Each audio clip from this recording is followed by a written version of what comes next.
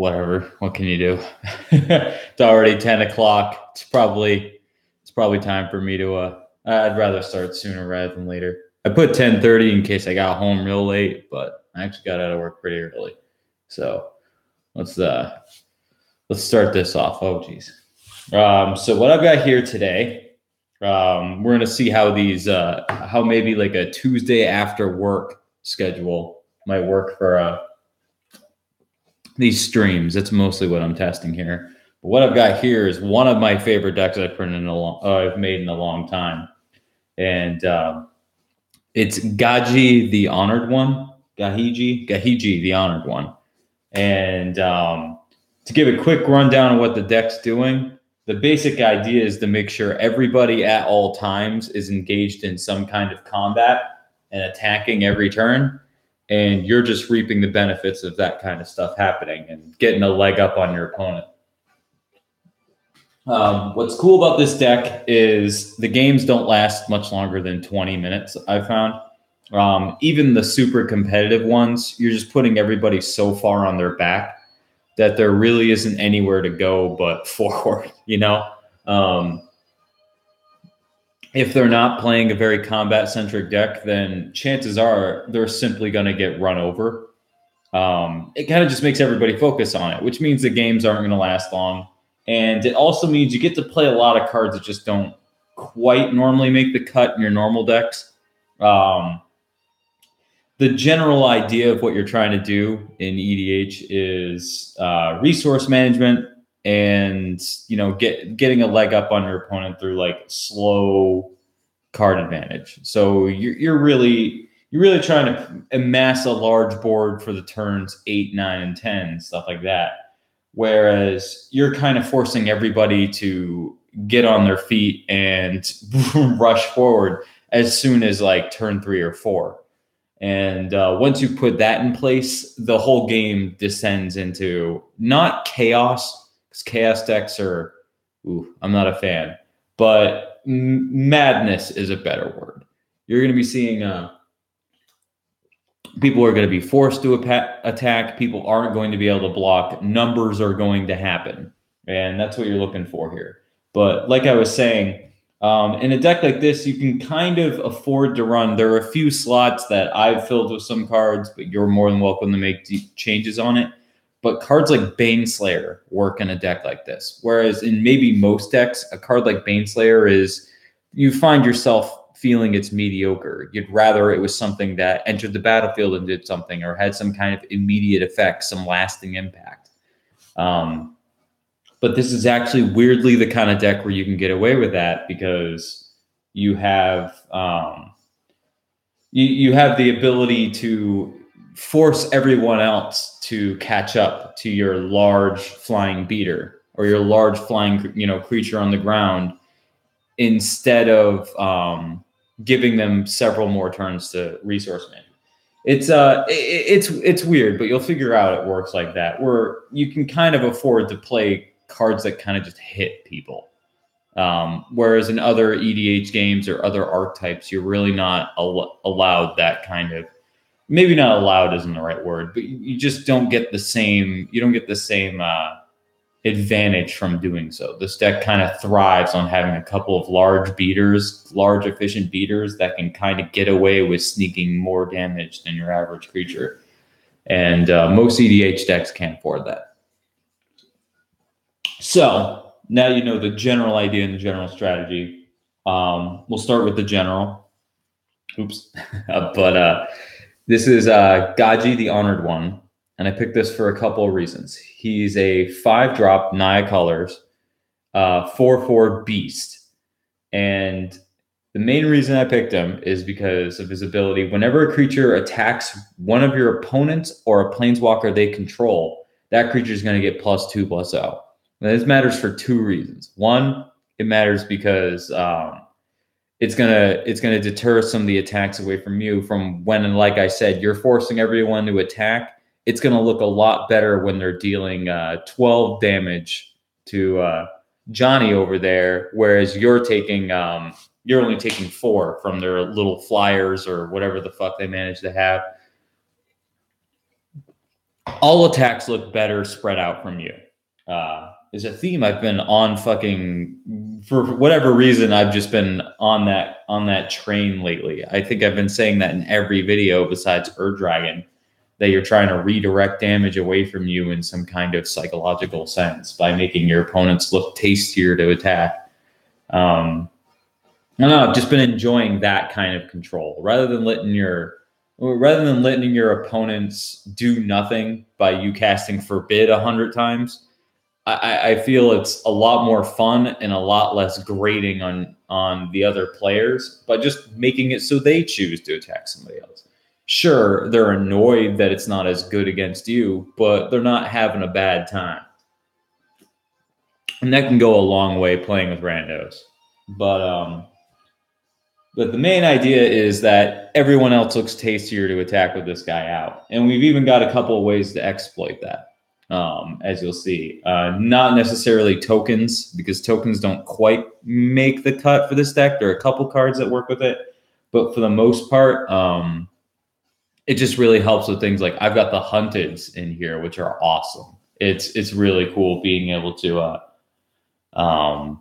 it's really cool giving your opponent's creatures and then having those creatures just beat the shit out of everyone else. The Hunteds are really cool. I wish the white one wasn't nearly as bad as it is. The white one's just going to get sent at you.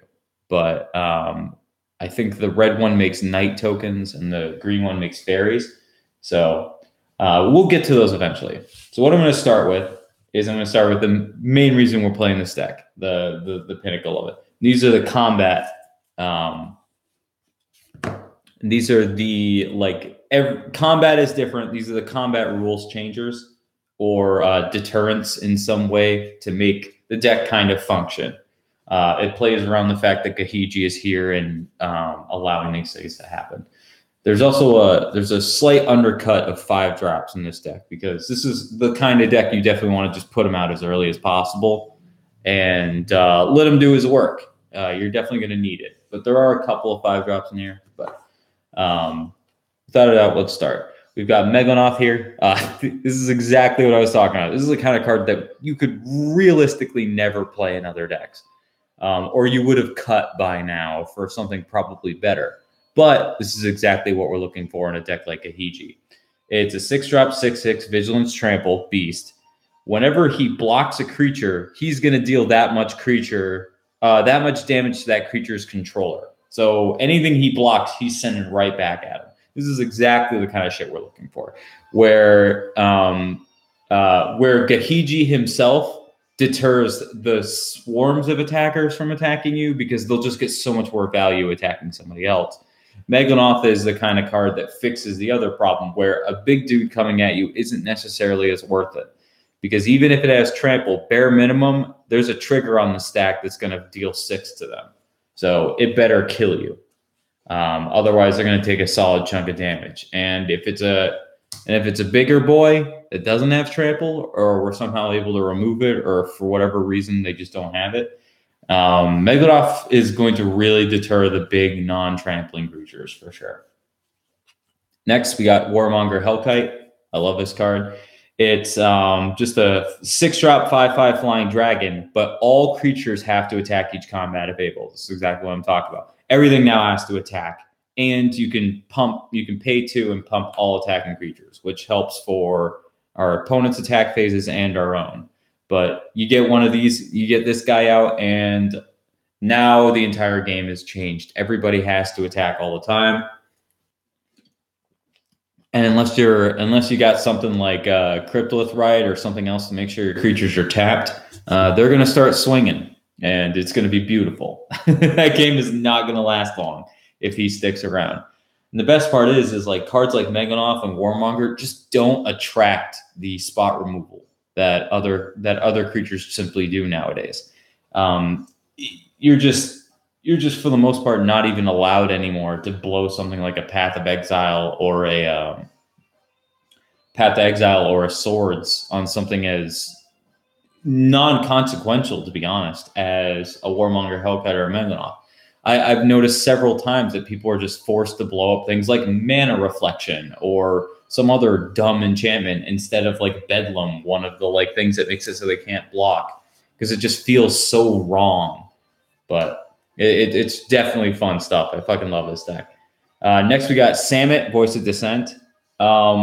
She doesn't exactly do anything too deterrent, but we can play her as a 4-drop 3/4 keyword soup. She has Flash, Double Strike, Vigilance, Haste, and all your other creatures gain haste. This is already something that just allows so much damage. It's great to play as an extra bout of damage, and you can untap creatures. It's just a solid card to have. It's another one of those, like, you know, not quite super fitting. Granted, there are a million ways to use Samit when people are attacking.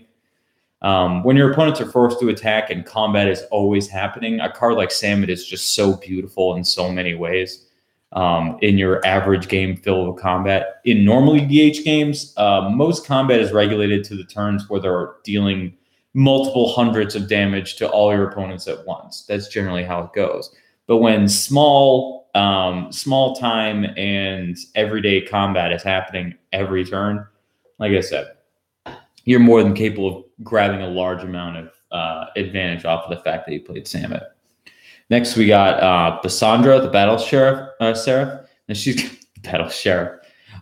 She's got a little bit of anti-synergy with some of the cards in this deck, but the fact that players can't cast spells during combat really leaves a lot of blue players open, which is always something I enjoy. And but her second ability is right on fucking step with what we're looking for. She can make target a creature attack this turn of Able, so she can start luring other creatures to attack. So even if you don't got one of the big boys that allows it to makes all of them happen, you can pick and choose what you want to go sending places. Perfect for things like somebody has like a 10/10, no trample for whatever reason, and you got a Megalinoff out. I bet when you use this to lure creatures, that's where they're not going, not at you. So, Cassandra's that combat thing may come up. Just be careful of that. But otherwise, the luring creatures is what she's in here for. Next, we got Urbrask. Creatures you control have haste, another haste enabler for the whole field. These cards are just fantastic for wiping out people, especially when you don't have to worry about blockers a lot of the time in this deck. Either because their opponents had to attack and they have them tapped, or because you just make it so nothing can block in general.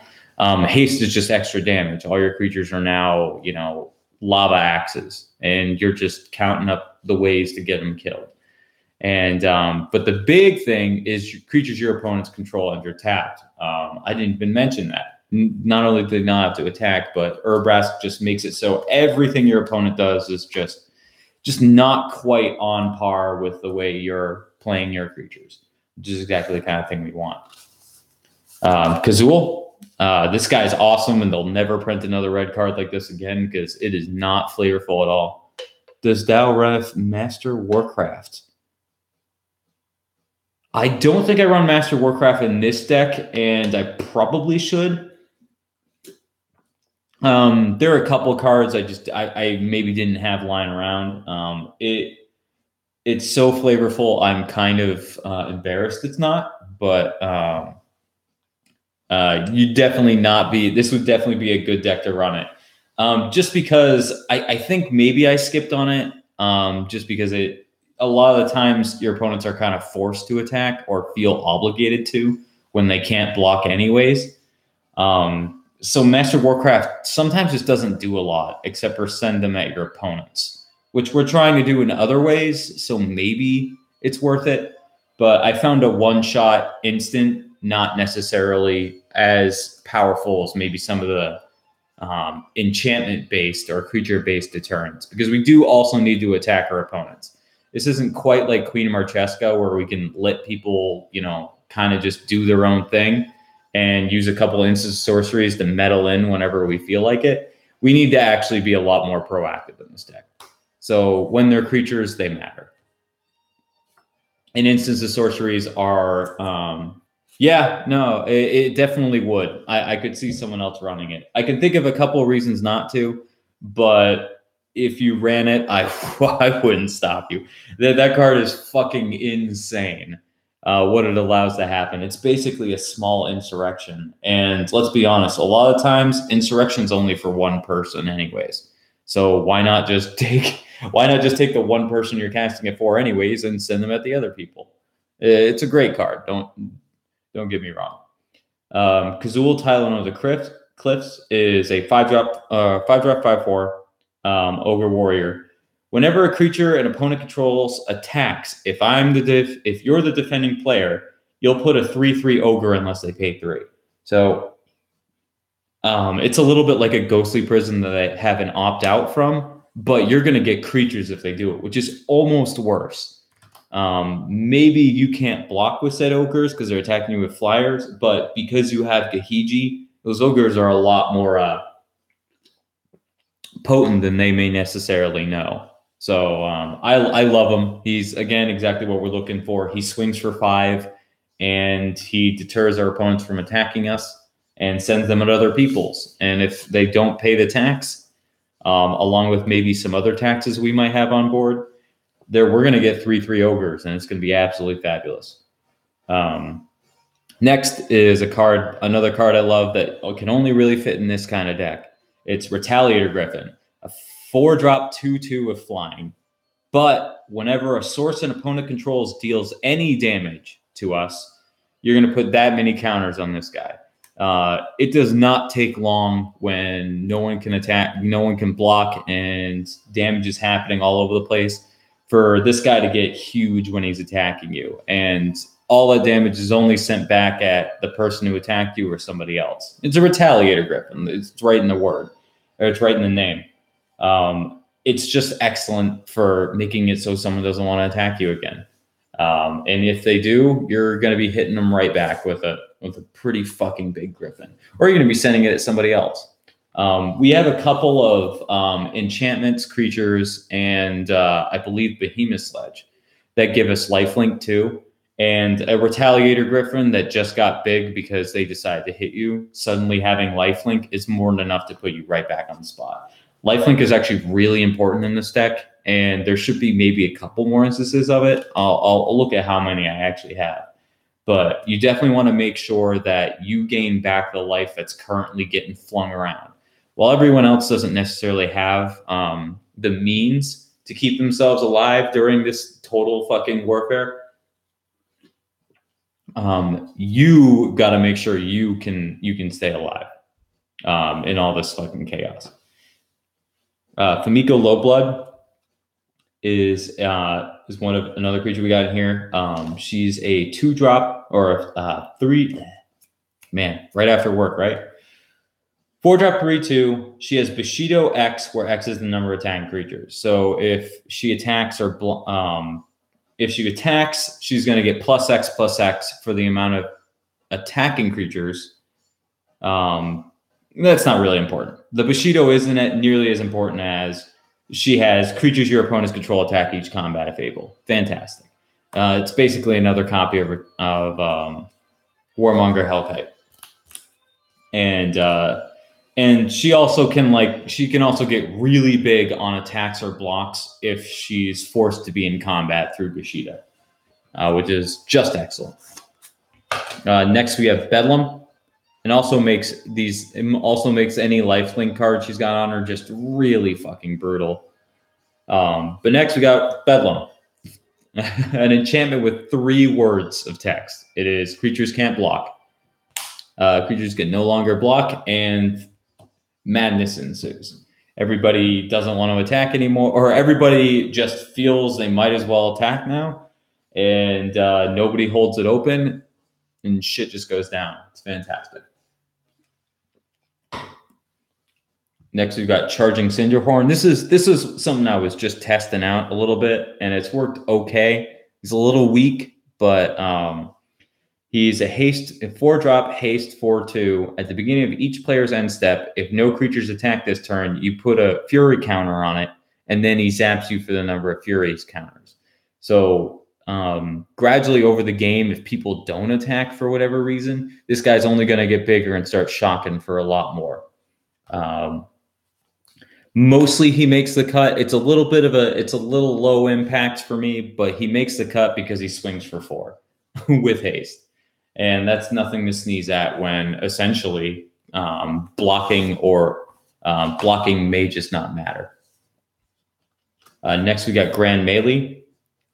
This card's awesome. It's all creatures attack each turn of Fable, and all creatures block each turn of Fable. So now everything is locked in combat. For the most part, if we've made it so they can't block, then they're going to have to attack. What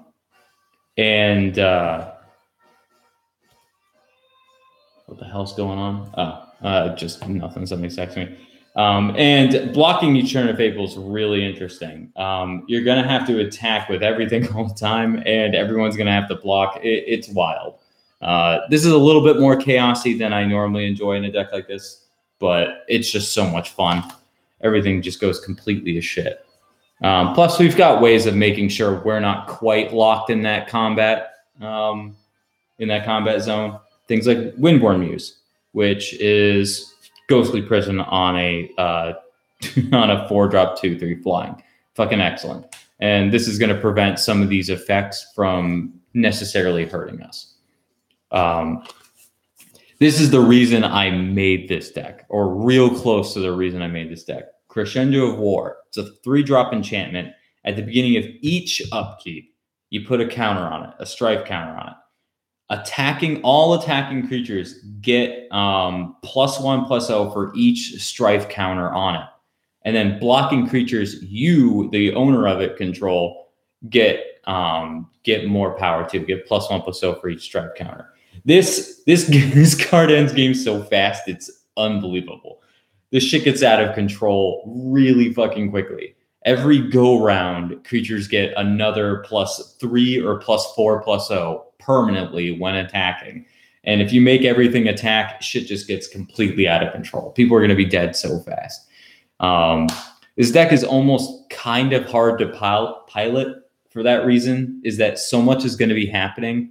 You have to be so in tune with what you have on board and what you've managed to pull together for cards in hand to kind of like make it happen. It's always like a little puzzle, and it's happening really fast. You don't get like multiple turns to kind of put your shit together. All of this is happening all at once, and cards like Crescendo of War make it all accelerate really quickly. So you got to be a quick thinker with the politics, and you got to be pretty good at math, because you're gonna need to figure out exactly how much damage your opponent's creatures are doing, and then who you can pick off with your own.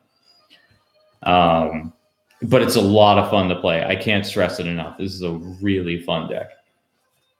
Thalia, Heretic Cathar.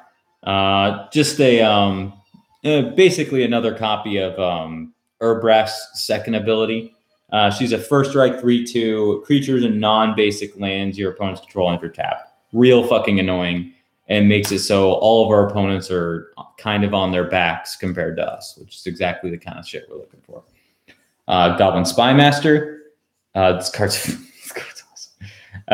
It's a 3-drop 2/1 first strike. At the beginning of each opponent's end step, that player creates a 1/1 red goblin creature with creatures you control attack each combat of Fable. So they're just getting free goblins that have to attack each turn of Fable along with everything else. The best part is if they're not attacking you, your opponents really don't have an incentive to kill said goblin and get them off the hook.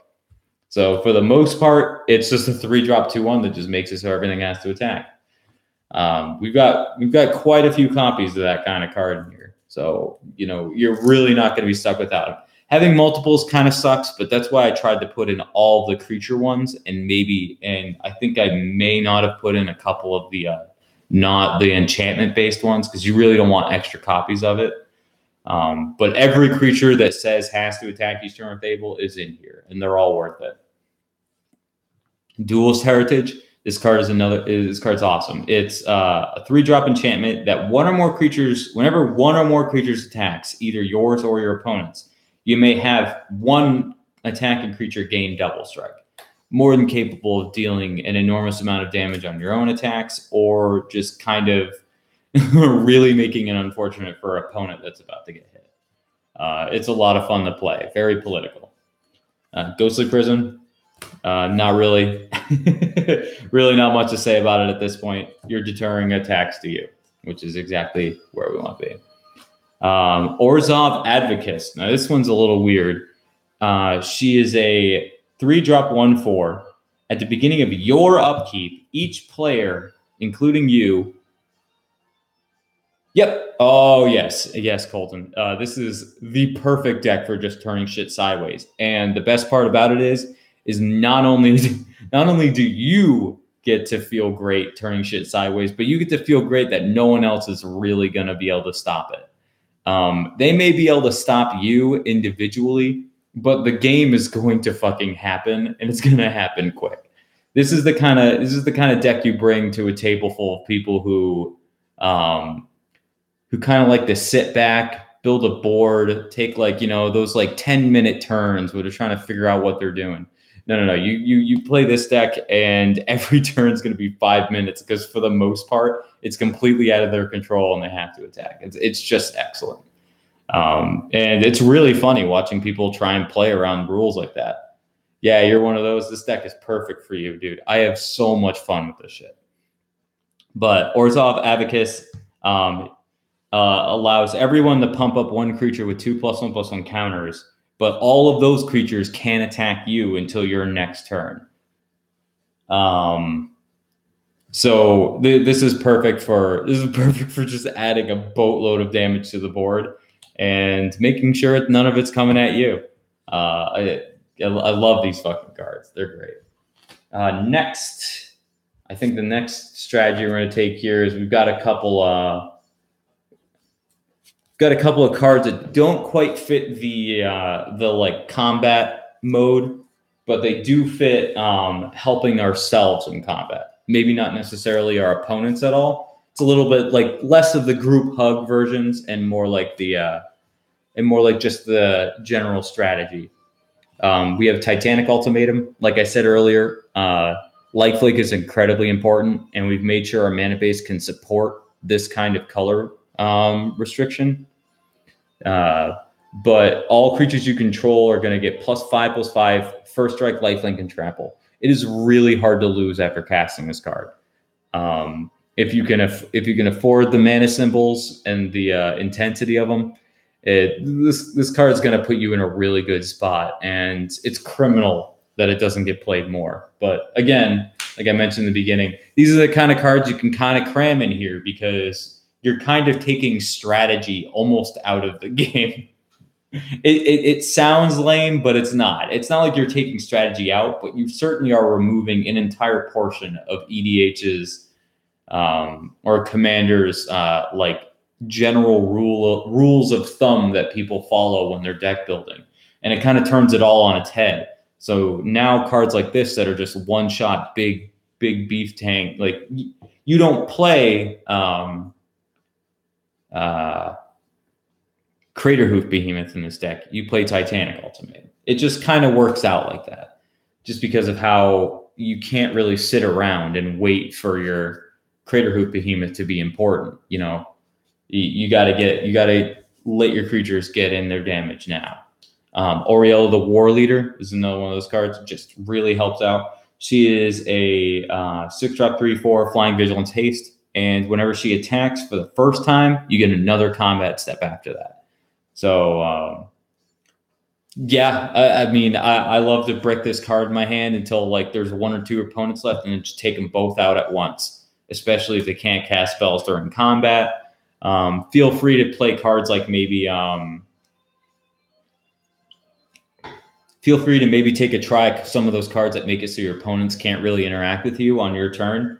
And cards like Oriella and some of these other ones are just more than capable of winning the game by just dealing an inordinate amount of damage to your opponents. Next, we got Dragonlayer Spire. A 6-drop 5/6 reach. Whenever an opponent casts a spell, you're going to put a 1/1 green insect onto the battlefield. Not really, pretty straightforward. It's just really nice getting 1/1s kind of for free. The reach isn't very important, but he's still a decently big guy. And since he creates free creatures for us, our opponents are going to want to cast a lot of spells for sure. That's kind of like when you're forced to attack and the guy who has a large field is more than capable of dealing a lot of damage to you, or everyone is, unless you're going to be wrathing every single turn. A card like Dragon Lair Spire means that while our opponents are trying desperately to get to a point of impact, being proactive to the board, Dragon Lair Spire is going to make us plenty of tokens, and with Gahiji, it's more than capable of taking a guy out with the extra damage. Dragon Lord Jamocha, like I said, opponents can't cast spells during your turn, and she can't be countered. She's a flying lifelink 5/7. Just enormous. Lifelink, and they can't really do much about our combat steps. This is a perfect card for here.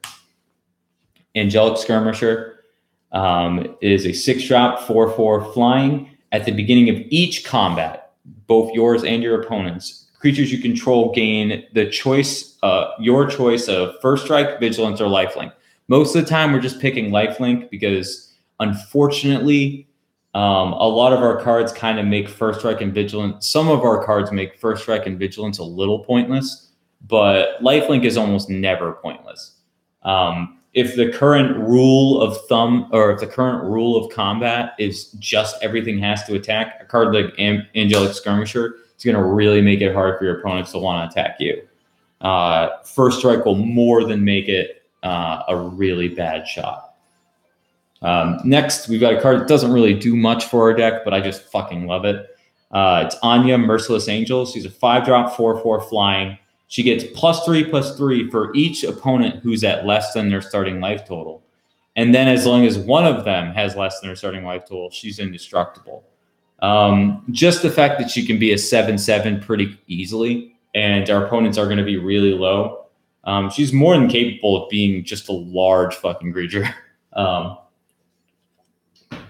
She's perfectly on theme. But she's not necessarily. You could fill her with whatever else you want to play. Maybe like Baneslayer or something. I like Anya. I wasn't gonna cut her for Baneslayer, but she's a lot of fun since she can be a 7/7 indestructible pretty easily, and that can really put people on their back. This, however, does have perfect synergy with what we're doing. Hunted Dragon is a 5-drop, 6/6 flying haste. And when he enters the battlefield, he's going to give one of your opponents 3/2/2 night creature tokens, which is excellent with Gahiji, and is perfect for some of these combat derailers we had here. Those knights aren't going to be nearly as useful as they might be otherwise. Next, we have Berserker's Onslaught. Not much to say about it. Attack creatures you control have double strike. You're just going to take people out soon enough. You really want your attacks to be very much worth it. And Berserker's Onslaught just adds so much damage to whatever you're doing. We've got a general from my other deck. I actually took that one out and put it right in here because I fucking love her. Archangel Avacyn. Flash flying, 4 flying vigilance, 4/4. She enters battlefield, creatures you control gain indestructible, and then if one of them dies and it's not an angel, she'll flip to a 6/6 that burns everything else. 2 relevant things to note here is that Wraths are a little strong against her deck, and maybe you want a little bit more help against them, but Archangel Avacyn will make sure that your creatures don't die in a Wrath. And also, when she flips to the other side, it's very unlikely she's going to kill a lot of creatures who are on board. Most of the creatures I've mentioned so far have had at least 4 toughness. So she actually won't kill that many either. Even still, just the Wrath protection is really fucking excellent for us. There's a lot of other tricks you can do with her too, especially when this deck's a lot more focused on combat. Speaking of, Iroas, God of Victory. All your creatures have Menace. And it's one of the gods, so it's not a creature unless you have red or white. Devotion is more than 7, which is so easy in this deck. There are not a lot of green creatures. This deck is very much more Boros than, say, any of the other color combinations involving green. And also prevent all damage that we dealt to attacking creatures you control. You can kind of attack with Wild Abandon with this card. And it maybe isn't important. Maybe you have like the can't block out, but when your creatures have to attack, Iroas is just excellent. Plus being a 7/4 and being really easy to turn on is it's a lot of damage. 7/7 is going to really start taking some people out. We need card advantage wherever we can get it, and one of the best ways to do it is to play cards like Bloodbraid Elf. I'm kidding. I just love the idea of actually playing Bloodbraid Elf in EDH, and she's honestly not bad. Our deck again is very proactive, so almost everything we go into is really not going to be a problem for us. Plus, being a 3/2 with haste is perfectly on theme and perfectly something we're willing to cast here. She's just a great value.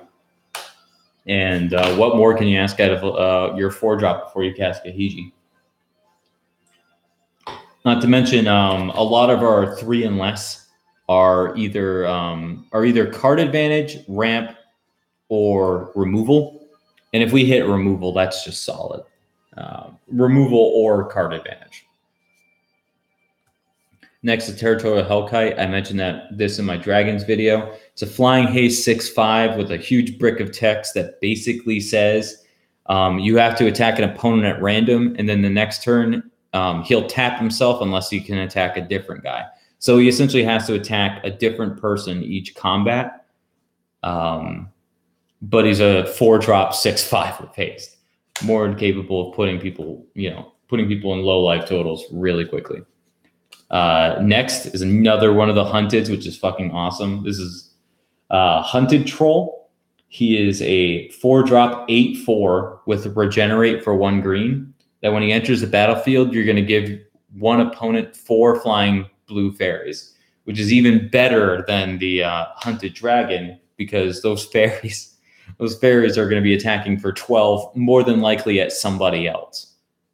Why attack you for 4 when you can attack Jimmy right next to you for 12? Like it's just math. You might as well get the most out of your fairies. Maybe you send 1 or 2 at me, but then you're only doing 1 or 2 damage. Just doesn't seem worth it.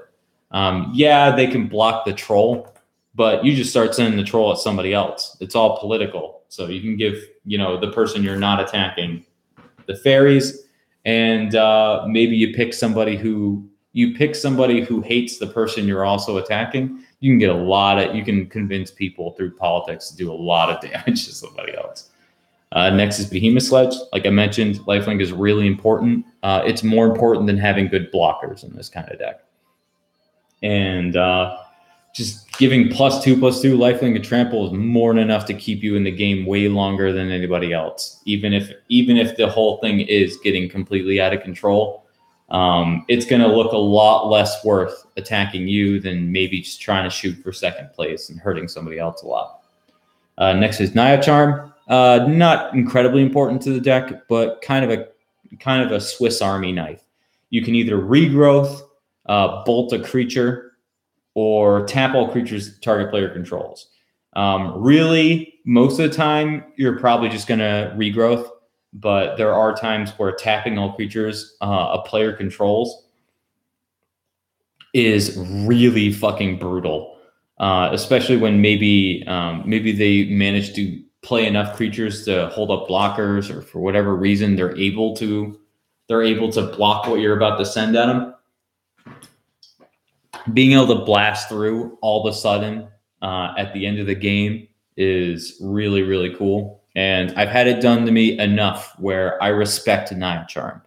It is a card it's a card that's worth having in there. You can replace it with something else, but I like it being Nile Charm. Next we have Greaves. Not, another deck that runs Greaves. Color me surprised. Somebody call Ripley's, because I just don't fucking believe it. And last, we've got our 3 other kind of portions of the deck here. I'm going to start with removal, because I think the removal is kind of cool in this deck.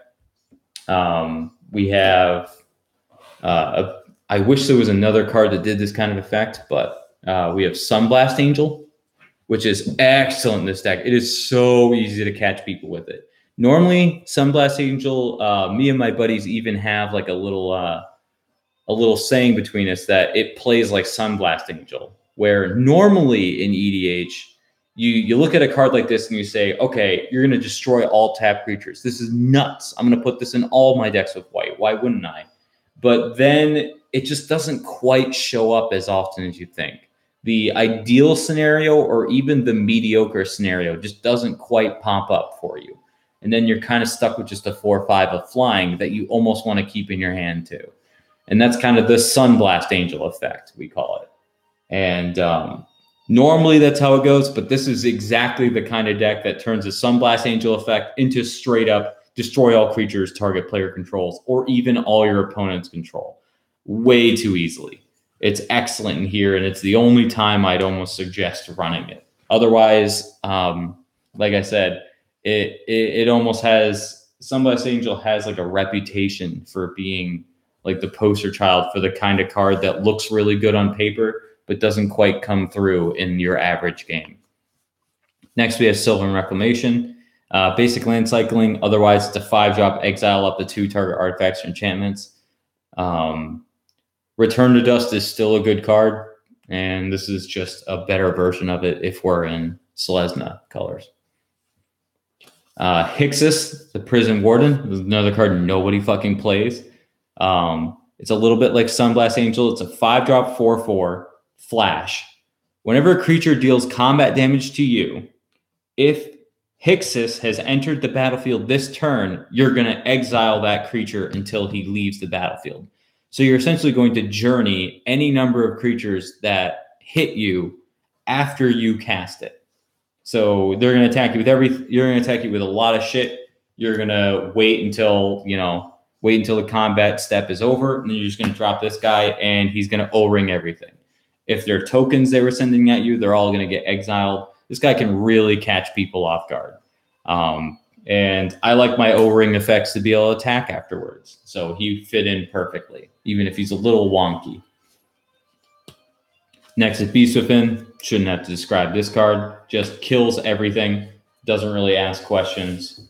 And is perfect for just kind of getting rid of any problem thing you got on the battlefield. Same with Oblation and same with Chaos Warp.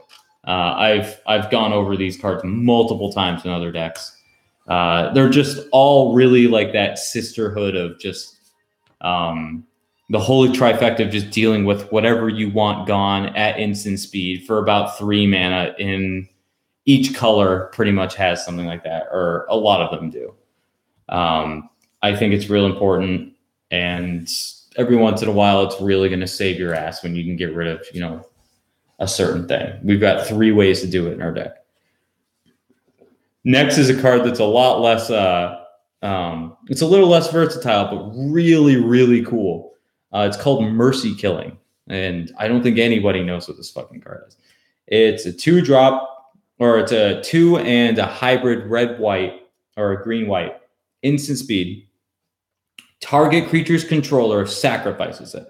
Then that player creates that many, creates X 1/1 green-white elf warriors, where X is equal to that creature's power.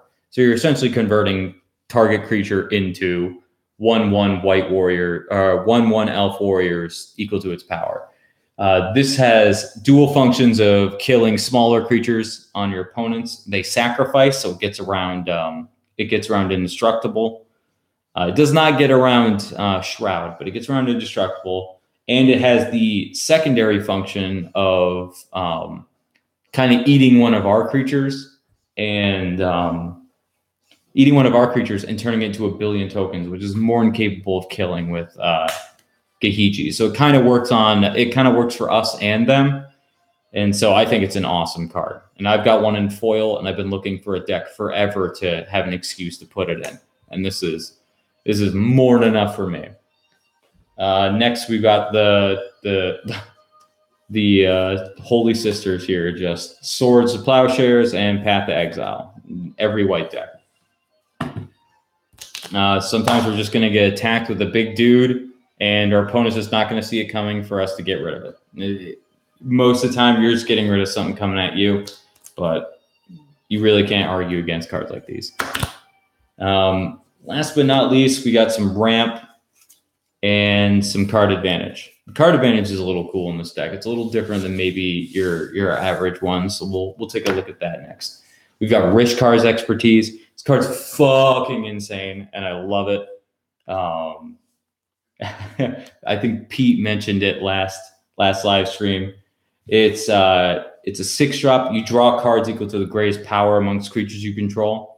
And then you may cast a card with converted mana cost 5 or less from your hand afterwards. So you get to refill your hand and then cast anything 5 or less for free afterwards. It's fucking awesome. I think it's a green staple at this point. If you're running creatures and green, you're running Rishkar's expertise. It's just excellent. Not to mention Gahiji does get to pump up our guys for an extra 2. So all of these equal to their power effects we have in here. It's pretty easy to make sure your creature's going to have a little bit more power than usual. So they become a little bit more effective in this deck than maybe some other ones where you're just going off the raw card power. We've got a couple of buffs in here, so it works great. Rishkar's expertise is excellent post-combat with a really ramped up Crescendo of War, for example. Next is Sunbird's Avocation. I sung the praises for this card in my Archangel Avacyn video. And I'll cover it again here real quickly. It's a 6-drop enchantment that whenever you cast a spell from your hand, you're going to look at the top X cards of your library equal to that card's converted mana cost. And then you can cast anything that's the same converted mana cost or less, 1 card from those revealed cards for free, same or less. And then put the rest on the bottom in a random order.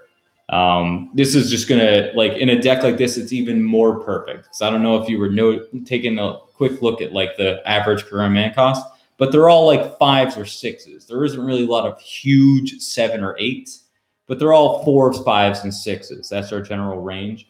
And with a card like Sunbird's Avocation, from what I've noticed, it's really impossible to whiff in a deck like this. A deck with a more mid-range 4 to 6 kind of converted mana cost idea, you're really just never going to miss. And it's going to get you a lot of advantage really fucking quickly.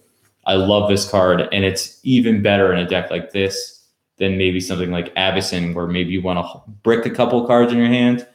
Obviously, Boros needs all the help it can get, but in this deck, it just gets you free spells. Play the card; it's excellent. Next is Soul's Majesty, just the first part, or Rishkar's expertise for 5. Draw cards equal to the power of target creature you control. Boom. Make sure you pick something that maybe they don't want to kill. You do have to pick the creature first, so be wary of instant speed removal.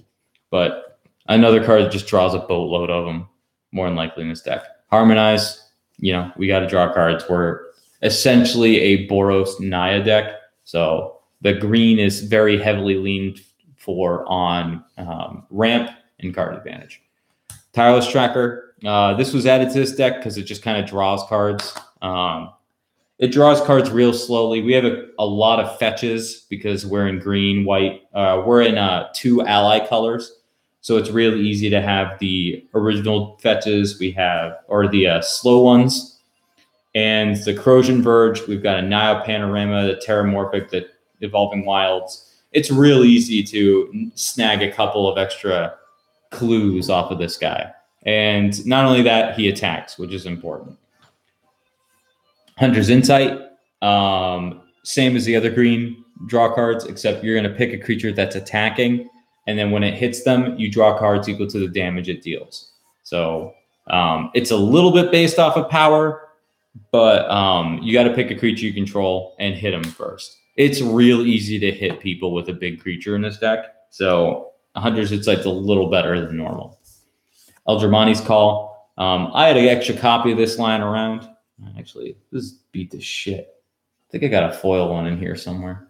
But Eldramani's Call, just tutor for any creature. We're not necessarily looking for anything. This deck's a little casual, a little on the casual side, so it's not like you're looking for the big win.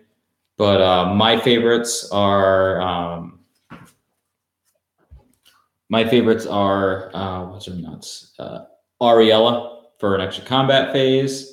I like Angelic Skirmisher for global lifelink, and I like Archangel Avacyn just for fun. There's a couple of other ones. Iroas is pretty cool. And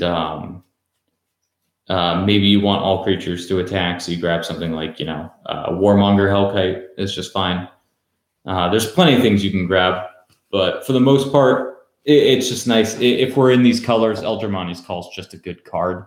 There's plenty of creatures to tutor for, and they're all fun. So, play it. Plus, now they're cheap. This was like $14 when I got it. Now like $2 because I got reprinted. So go out and get you one of them. It's a great card. Being instant speed is nothing to sneeze at either. And then last but not least, Life's Legacy. You're going to draw cards equal to your creature's power, but you have to sacrifice it. But it's just for 2. Refill your hand for 2 mana. Yeehaw. I fucking love Life's Legacy. I think the more cards they print with that kind of effect in green, the better it is for us. Green decks will soon be able to outdraw blue and black decks in no time, as they print a critical mass of these equal to power blue cards or green cards. Duh.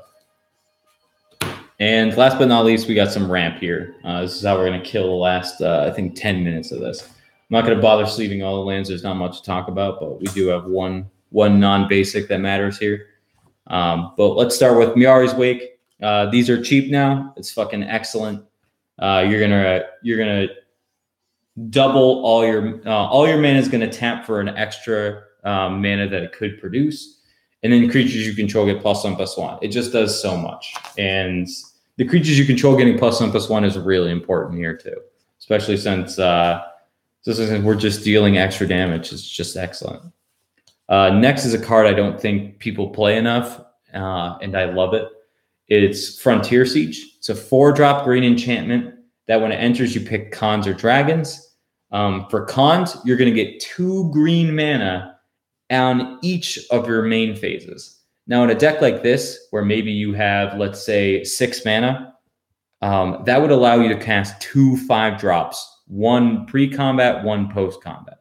And that's really fucking important. I said, yeah, if you have 6 mana, you're going to cast 2 5-drops.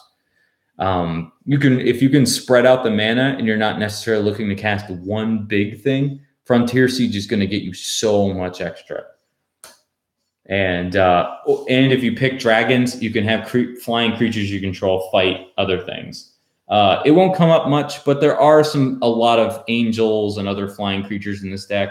So it may not necessarily be the worst pick. Maybe you don't need the mana. You hold this card in your hand and your Dragon Lord Jamocha fights when it enters the battlefield afterwards. And you just kind of play it all at once. I like Frontier Siege because it does give that extra little bit. You don't have to play it just for the ramp. Just make sure you got plenty of creatures with flying to not really screw yourself. Next is Sky Shroud Claim. In these colors, especially, there's a lot of since we're allied colors, 2 of them, we can grab plenty of dual lands that aren't the ABU ones or the original ones, and it's perfect for fixing. Same with Hunting Wilds. This card is basically Sky Shroud Claim, except they enter tapped, and you can kick it for another 4 to untap 2 of your 4s put into play this way, and then have them attack as 3/3 green creatures with haste. More capable of putting out a lot of extra damage. If you pay 8, you got 2 3/3s with haste. Not bad. And you grab 2 lands. They were free to get. Next is 3/9 ammo. Just solid. Maybe not necessarily important. You could find an argument to maybe cut 3/9 ammo for something else. Not sure what I would do right now, but it's not a bad card to have. Just some extra ramp. I found myself sometimes lacking for it, so I tried to put a couple more in here. But you could replace 3/9 ammo with something else, and I wouldn't call it a bad move. Farhaven Elf. It ramps and it's a creature, which is pretty relevant here, just like with the black decks that like to sacrifice. We like to attack even with our smaller creatures. Same with Wood Elves. Searches for a forest card, which is good for the same reason Sky Shroud Claim is, whereas Farhaven searches for any basic land. both just do just fine, putting us right into where we want to be. They both get us to 5 mana turn 4. And once we get to 6 mana, we're kind of done. One thing you do have to keep out is if you're going to play Titanic Ultimatum, make sure that you're fixing your mana correctly. You do want to not get, you don't want to draw that and not be able to cast it for sure. Next, it's Not Vine Mystic. This guy is actually pretty nuts. It's Naya for a 2, Naya colors for a 2/2, and then you can pay 1 and tap and add Naya. So he's perfect for, like I said, fixing maybe Titanic Ultimatum, or he's just a 3-drop 2/2 that ramps for 2, which isn't bad. Again, he's a creature, so he's worth playing. Maybe you replace it with something else, but I enjoy my ramp being creatures. This one was a little weird. I just wanted to play it. It's Trace of Abundance. I think this card doesn't quite see enough play, especially if maybe you've got some non-basics that are worth protecting. It's Boros and a green, or it's hybrid green, red, white, and then a green. And you enchant land. Enchanted land has Shroud, so now it can't be touched. And then whenever enchanted land is tapped for mana, its controller adds 1 mana of any color. So it's basically fertile ground that also protects the land. Really not bad when you've got some, when you can manage to cram in some non-basics that are really important. Kessig Wolfrun is a perfect example. Kessig Wolfrun is so fucking good in a deck like this. And if you can protect it, excellent. I've got a couple of buddies who play Gaia's Cradle. This is great for keeping that on the board. And there's plenty of other ones you can think of. Sarah's Sanctum actually isn't terrible here. I should maybe take a look at that. Next, we have Thornscape Mage. Thornscape Familiar, sorry. Most of our, like I said, most of our spells are red and white. Most of our spells are red and white, and this is a 2-drop 1/1 that makes red and white spells cost 1 less. So Boros ones will still only cast 1 less. That's something I had to look up, but it still kind of ramps us, and it's a creature to boot, and plus it's foil, so I put it in. Even still, it's really nice casting, you know, a lot of this shit for 1 less mana than it's supposed to. Especially since it pretty much hits everything except for the ramp and the draw, which isn't that bad. Almost all of our creatures and all of our other effects that we're really excited to play will cost 1 less, and will make them that much quicker and that much better. A game with a Thornscape Familiar can go really fast. Next, we have Secure Tribe Elder. Again, same reason as the Farhaven and the Wood Elves. It ramps and it attacks if we need it to. You could replace this with something else. This is another card that isn't necessarily important because I forgot it sacrifices itself, so it's not fantastic, but it's still not the worst. And of course, we have Soul Ring. And that concludes all of our non-land cards that we play in this deck. I should have a copy of Kessig Wolfrun, but I think I took it out of here to put it in another deck for now. I put it in my lands deck, which I got to move it back over to. But play Kessig Wolfrun. It taps for 1 colorless, or you can pay green and a red to give target X green and red to give target creature plus X and trample. Giving creatures, you can give your opponent's creatures trample and your own. Even just tapping it for 2 and suddenly giving an opponent's attacking creature trample is fucking hilarious, and I love that card so much. It should easily be in here. And same with Slayer's Stronghold. This is another card that I think was in Archangel Avacyn, but it's just fucking excellent in almost every deck. Giving a creature +2/+0 vigilance and haste is more than capable of dealing an enormous amount more damage than people were expecting, just all of a sudden. And there's a couple of other non-basics. You could get cute with what you pick out for your deck, but the rest of it's just mana fixing. Really cheap in these colors. I didn't go crazy for it just because there's so much of it. Compared to a deck like Marcheska, or to a deck like Archangel Avacyn, where allied or enemy colors got really shafted in the early years of Magic. Any deck that's a shard, which is 2 allies and an enemy, is more than capable of fixing on a budget. So it shouldn't cost you much. You can kind of go wild with whatever you want. Me, I like fetches because I play Tireless Tracker, and just because I like fetches in general. I enjoy shuffling. You can kind of do with whatever you want with it. If you could find more landfall cards that might be worth playing here, I think it may be worth going a little heavier on the fetches, but you can easily dial that back and just play all the new ones they're fucking printing all over the place. But yeah, this deck is really fucking fun. I have a great time playing it, and I think a lot of people would. This is exactly one of the first decks I thought of when I wanted to show off or talk about in like detail, and I was really excited to do it on the show if we were still doing it. Especially when I thought of it like I've had this in the works and the idea in my head for quite a bit, like a year and a half before this video. And it was really fun to finally put it together, and I'm excited to start playing at one of my local card shops and maybe bringing it in there and having a couple people experience Gahiji Total Warfare. It's a really cool deck. It's a lot of fun to play, and this isn't anywhere near the optimal list. I'm still finding stuff and, you know, kind of trying to tweak it and figure it out. This is a pretty solid shell, though. You're going to have a lot of fun with this particular one. These two piles here, the combat helpers and then the combat rules that you're going to be casting, they're pretty stuck in their ways. This deck doesn't really work without a lot of these cards here. But the rest of this is all pretty freeform. You could figure out whatever you want. I'd keep in some of the ones I talked at length about, but if you decide to go on your own path with it, that's kind of the cool part about this deck is since you're kind of taking a couple of rules out of the game and making it all about combat, you can play a lot of really cool shit that doesn't make the cut otherwise. And hidden gems are everywhere, spread throughout Magic for a deck just like this.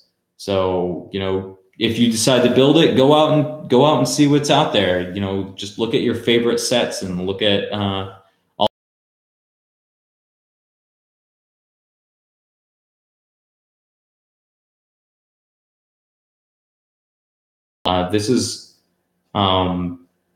This deck could easily have a lot of really cool cards that used to be printed then. So they really don't demand any kind of price. Like $300, which really isn't bad for an EDH deck. You probably already have a lot of cards for it. The mana base is cheap. The deck's a lot of fun. You can bring it at bring it at pretty much anything but the 100%, you know, hyper competitive tables. Obviously, they're going to crush you.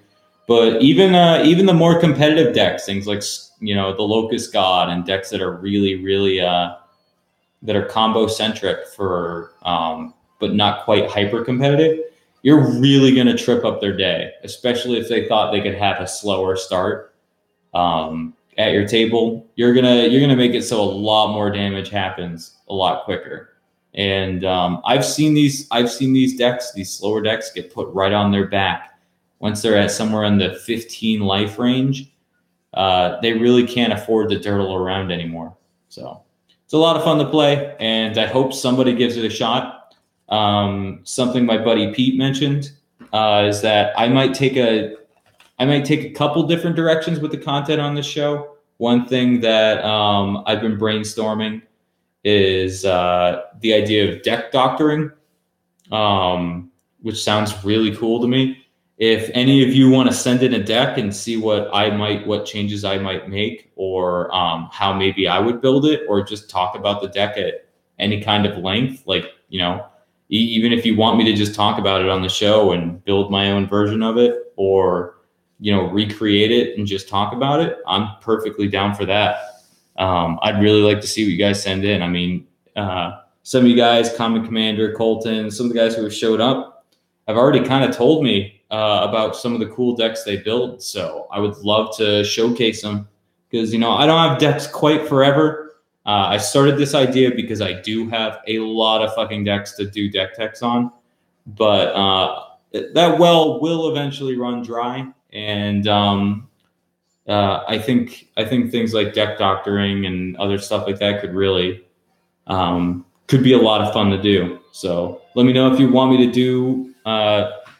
Send me a link to one of your decks if you want to show me. Talk to me in the comments. Let me know what you liked. And this is Adam from Dumb Gaming, and I'll catch you next time.